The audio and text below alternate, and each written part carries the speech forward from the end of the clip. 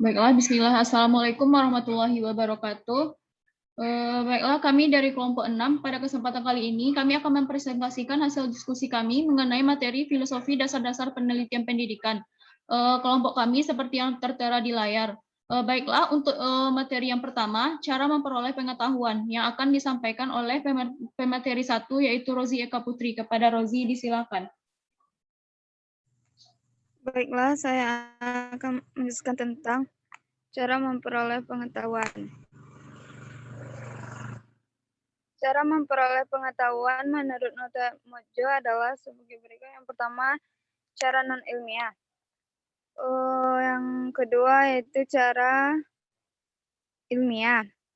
Cara non-ilmiah terbagi beberapa. Yang pertama, cara coba salah. Cara coba-coba ini dilakukan dengan menggunakan beberapa kemungkinan dalam memecahkan masalah, dan apabila kemungkinan tersebut tidak berhasil, dicoba kemungkinan yang lain. Apabila kemungkinan kedua ini gagal pula, maka dicoba kemungkinan ketiga, dan apabila kemungkinan ketiga gagal, dicoba kemungkinan keempat, dan seterusnya sampai masalah tersebut dapat dipecahkan. Yang kedua, cara kebetulan. Penemuan kebenaran secara kebetulan terjadi karena tidak sengaja oleh orang yang bersangkutan. Yang ketiga, cara kekuasaan atau otoritas. Sumber pengetahuan cara ini dapat berupa pemimpin-pemimpin masyarakat, baik formal maupun informal, para pemuka agama, pemegang pemerintah, dan sebagainya. Yang keempat, berdasarkan pengalaman pribadi.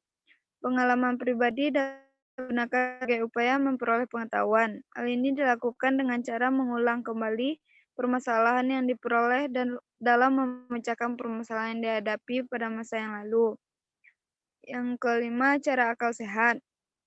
Akal sehat kadang-kadang dapat menemukan kebenaran. Sebelum ilmu pendidikan berkembang, para orang tua zaman dahulu agar anaknya mau menuruti nasihat orang tuanya, atau agar anak disiplin menggunakan cara hukuman fisik bila anaknya tersebut salah. Yang selanjutnya, kebenaran melalui wahyu. Ajaran agama adalah suatu kebenaran yang diwahyukan dari Tuhan melalui para nabi. Kebenaran ini harus diterima dan diyakini oleh pengikut-pengikut agama yang bersangkutan, terlepas dari apakah kebenaran tersebut rasional atau tidak. Sebab kebenaran ini diterima oleh para nabi adalah sebagai wahyu dan bukan karena hasil usaha penalaran atau penyelidikan manusia. Selanjutnya, secara intuitif. Kebenaran secara intuitif diperoleh manusia secara cepat melalui di luar kesadaran dan tanpa melalui proses penalaran atau berpikir. Selanjutnya, melalui jalan pikiran. Manusia telah mampu menggunakan penalarannya dalam memperoleh pengetahuannya. Dengan kata lain, dalam memperoleh kebenaran pengetahuan, manusia telah menggunakan dalam pikirannya baik melalui induksi maupun deduksi. Selanjutnya, induksi. Induksi adalah proses penarikan kesimpulan yang dimulai dari pernyataan khusus ke pernyataan yang bersifat umum. Deduksi adalah perbuatan kesimpulan dari pernyataan-pernyataan umum ke khusus. Dalam berpikir deduksi, berlaku bahwa sesuatu yang dianggap benar secara umum berlaku juga kebenarannya pada suatu peristiwa yang terjadi. Selanjutnya, cara ilmiah, cara baru atau modern dalam memperoleh pengetahuan pada dewasa ini lebih sistematis, logis, dan ilmiah. Cara ini disebut metode penelitian ilmiah atau lebih populer disebut metode penelitian. Sekian materi dari saya kembalikan kepada moderator. Terima kasih kepada Rozi Eka Putri yang telah menjelaskan mengenai cara memperoleh ilmu pengetahuan. Yang kedua yaitu mengenai hakikat ilmu pengetahuan yang akan dijelaskan oleh pemateri kedua yaitu Wahyuni Rahmi Putri. Kepada Wahyuni, disilakan. Baiklah, terima kasih kepada moderator. Selanjutnya saya akan menjelaskan tentang hakikat ilmu pengetahuan. Nazir 2003 berpendapat bahwa ilmu atau sains berupa pengetahuan tentang fakta baik natural atau sosial yang berlaku umum dan sistematis. Sedangkan dalam pandangan Sadullah 2004, sains merupakan metode berpikir secara objektif yang tujuannya untuk menggambarkan dan memberi makna terhadap dua faktual. Nasution 2003 mengatakan ilmu pengetahuan atau sains yang utama adalah sebagai suatu metode pendekatan terhadap keseluruhan dunia empiris, yakni dunia kenyataan yang dapat dikenal manusia melalui pengalamannya. Yang pertama yaitu ontologi. Menurut Inu 2004, ontologi adalah bagian filsafat yang paling umum atau merupakan bagian dari metafisika. Dan metafisika merupakan salah satu bab dari filsafat. Ontologi menelaah yang ada tidak terlihat pada satu perwujudan tertentu. Ontologi membahas tentang yang ada secara universal, yaitu berusaha mencari inti yang dimuat setiap kenyataan yang meliputi segala realitas dalam semua bentuknya. Setelah menjelajahi semua bidang utama dalam ilmu filsafat seperti filsafat. Selanjutnya yaitu epistemologi. Epistemologi atau teori ilmu pengetahuan membahas secara mendalam mengenai 3 masalah pokok, yaitu sumber ilmu pengetahuan, metode ilmu pengetahuan, dan kebenaran ilmu.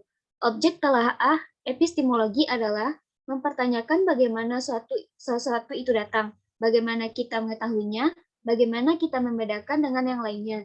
Jadi berkenaan dengan situasi dan kondisi ruang serta waktu mengenai suatu hal.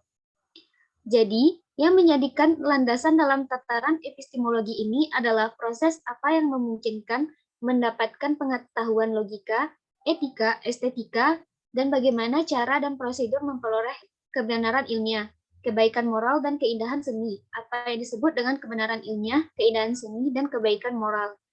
Dalam memperoleh ilmu pengetahuan yang dapat diandalkan, tidak cukup dengan berpikir secara rasional ataupun sebaliknya. Berpikir secara empirik karena keduanya mempunyai keterbatasan dalam mencapai kebenaran ilmu pengetahuan. Jadi pencapaian kebenaran menurut ilmu pengetahuan didapatkan melalui metode ilmiah yang merupakan gabungan atau kombinasi antara rasionalisme dengan empirisme sebagai satu kesatuan yang saling melengkapi. Yang ketiga yaitu aksiologi. Istilah aksiologi berasal dari dialektika Yunani, yaitu aksios yang berarti nilai dan logos yang berarti ilmu atau teori. Jadi aksiologi adalah teori tentang nilai. Menurut Susanto 2011, nilai yang dimaksud adalah sesuatu yang dimiliki manusia untuk melakukan berbagai pertimbangan tentang apa yang dinilai. Teori tentang nilai yang dalam filsafat mengacu pada permasalahan etika dan estetika. Menurut Surya Sumantri 2014, aksiologi merupakan teori nilai yang berkaitan dengan kegunaan dari pengetahuan yang diperoleh. Sedangkan menurut Wibisono dalam Sastria menyatakan bahwa aksiologi adalah nilai-nilai atau value sebagai tolak ukur kebenaran ilmiah, etik, dan moral sebagai dasar normatif dalam penelitian dan penggalian serta penerapan ilmu. Oleh karena itu, ilmu tidak terlepas dari landasan ontologi dan aksiologi. Ontologi membahas apa yang ingin diketahui mengenai teori yang ada, dengan perkataan lain, bagaimana hakikat objek yang ditelaah sehingga membuahkan pengetahuan. Epistemologi membahas tentang bagaimana proses memperoleh pengetahuan, dan aksiologi membahas tentang nilai yang berkaitan dengan kegunaan dari pengetahuan yang diperoleh. Dengan membahas ketiga unsur ini, manusia akan mengerti apa hakikat ilmu tersebut. Baiklah, sekian dari saya kembalikan pada moderator. Baiklah, terima kasih kepada Wahyuni Rahmi yang telah menjelaskan materi. Untuk materi selanjutnya mengenai dasar keilmuan yang terdiri dari fakta, konsep hukum, serta teori, prinsip dan teori yang akan dijelaskan oleh Sarah. Kepada Sarah, disilakan. Baiklah, terima kasih kepada moderator. Materi selanjutnya mengenai pengertian dasar keilmuan. Apakah suara saya terdengar? Benar, Sarah. Baiklah, saya lanjut. Yang pertama, dasar keilmuan fakta. Menurut Noeng Muhajir tahun 2011 mengatakan bahwa fakta merupakan empiri yang dapat diamati oleh manusia dengan panca inderanya. Fakta tidak dapat mengembangkan ilmu pengetahuan jika dikumpulkan tanpa sistem. Fakta adalah keadaan atau kenyataan yang sesungguhnya dari segala peristiwa yang terjadi di alam. Fakta merupakan dasar bagi konsep, prinsip, hukum, teori, dan model. Sebaliknya, kita juga dapat menyatakan bahwa konsep, prinsip, hukum, teori, dan model keberadaannya adalah untuk menjelaskan dan memahami fakta. Yang kedua, dasar keilmuan menurut teori. Menurut Azhar, tahun 2004, teori digunakan untuk menyusun konsep-konsep dan fakta-fakta ke dalam suatu pola yang koheren atau logis dan digunakan untuk memprediksi hasil penelitian yang akan datang. Teori merupakan suatu hubungan Antar konsep yang terpadu dalam suatu sistem yang bermakna. Antar konsep bisa saling berhubungan, tetapi kalau tidak menjadi satu rangkaian kesatuan makna, maka bukan disebut sebagai teori. Teori merupakan pengetahuan ilmiah yang mencakup penjelasan mengenai suatu faktor tertentu dari sebuah disiplin ilmu. Dan menurut Nasution tahun 2003, teori menunjukkan hubungan antar fakta dengan menyusun fakta-fakta ke dalam bentuk yang sistematis. Selanjutnya, dasar keilmuan menurut konsep. Menurut Singarimbun tahun 2006 mengatakan bahwa konsep adalah generalisasi dari sekelompok fenomena tertentu sehingga dapat dipakai untuk menggambarkan berbagai fenomena yang sama. Konsep merupakan hakikat suatu hal atau benda, peristiwa, istilah, dan lain-lain, yang merupakan paduan konstruk yang membentuk suatu arti yang utuh, sehingga terlihat jelas sebuah bangunan keilmuannya, yang kadang disebut sebagai bangunan konsep. Konsep dapat dibedakan menjadi dua macam, yaitu konsep abstrak dan konsep konkret. Konsep konkret yakni yang dapat diukir dengan alat ukur fisik, artinya terukur dengan kasat mata. Dan menurut Raharjo, tahun 2018, dalam penelitian dikenal dua jenis konsep, yaitu konsep-konsep yang jelas hubungannya dengan fakta atau realitas yang mereka wakili. Yang kedua, konsep-konsep yang lebih abstrak atau tidak jelas hubungannya dengan fakta atau realitas. Selanjutnya ada dasar keilmuan menurut hukum. Menurut Motz-Kavitz tahun 2016, hukum adalah suatu pernyataan yang menjelaskan hubungan sebab akibat antar dua variabel. Hubungan demikian biasa disebut sebagai hubungan kausalitas. Hubungan kausalitas ini membuat kita bisa meramalkan akibat tertentu dari suatu sebab tertentu. Sebuah konsep, maka makin teoritis kandungan konsep itu. Yang terakhir, dasar keilmuan menurut prinsip. Prinsip adalah pernyataan yang berlaku secara umum bagi sekelompok gejala dan mendasari berprosesnya gejala itu. Mungkin sekian dari materi yang saya jelaskan, saya kembalikan kepada moderator.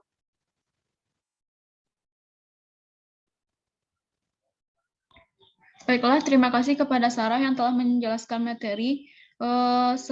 Demikianlah presentasi materi dari kelompok kami.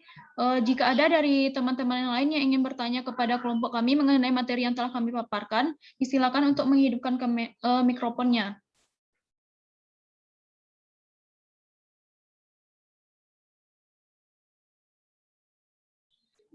Sekali lagi, apakah ada dari teman-teman yang ingin menanyakan mengenai materi yang telah kami paparkan tadi? Jika ada, disilakan untuk menghidupkan mikrofonnya.